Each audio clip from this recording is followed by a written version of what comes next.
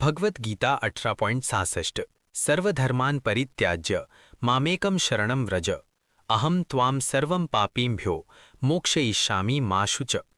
म्हणजे तू केवळ सर्वशक्तिमान सर्वधार अशा मला परमेश्वरालाच शरण ये. मी तुला सर्व पापापासून सोडवून मोक्ष प्रदान करीन. तू शोक करू नको. ह्याचे निरूपण ज्ञानेश्वरीमध्ये कसे केले आहे बघा. आशा जशी दुःखाला प्रसवते, निंदा जशी पापाला प्रसवते, हे राहू द्या. ज्याप्रमाणे दुर्भाग्यहीन स्थितीला प्रसवते, त्याप्रमाणे स्वर्ग व नरकाला सुचवणारे जे धर्माधर्म, त्या धर्माधर्मास अज्ञान प्रसवते.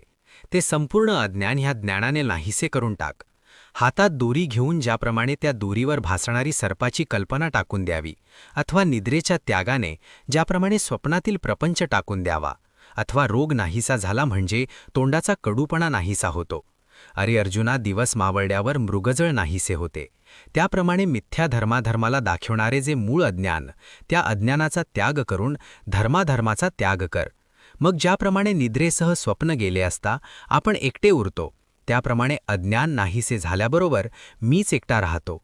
अर्जुना, आपल्याला माझ्याहून भिन्न न मानतान जे माझे एकपण जाणवायाचे, त्याचेच नाव मला शरण येणे होय. ज्याप्रमाणे घट फुटल्याने घटातील आकाश महाआकाशात ऐक्याने प्रवेश करते, त्याप्रमाणे ऐक्याने मला शरण येणे कर. अर्जुना, सोन्याचा मणी जसा सोन्याशी शरण येतो, अथवा लाट जशी पाण्याशी शरण येते, म्हणजे ती पाण्याशी ऐक्याला पावते, त्याप्रमाणे तू मला शरण ये. अर्जुना, एखाद्या राजानेही जिचा अंगीकार केलेला असतो, ती बटीक देखील जरी असली तरी ती राजाच्या बरोबरीची होते. मग मी जो विश्वाचा स्वामी भेटतो आणि जीवदशेचे बंधन मात्र सुटत नाही, असल्या वंगाळ गोष्टी कानावर येऊ देऊ नकोस. मग ताकाहून काढलेले लोणी ताकात पुन्हा घातले तरी ते लोणी जसे ताकात काही केल्या मिसळत नाही. लोखंड जरी उभे टाकून ठेवले तरी त्याला गंज चढतो, पण तेच लोखंड परिसाच्या योगाने सोने असता त्यास गंजाचा स्पर्श होत नाही.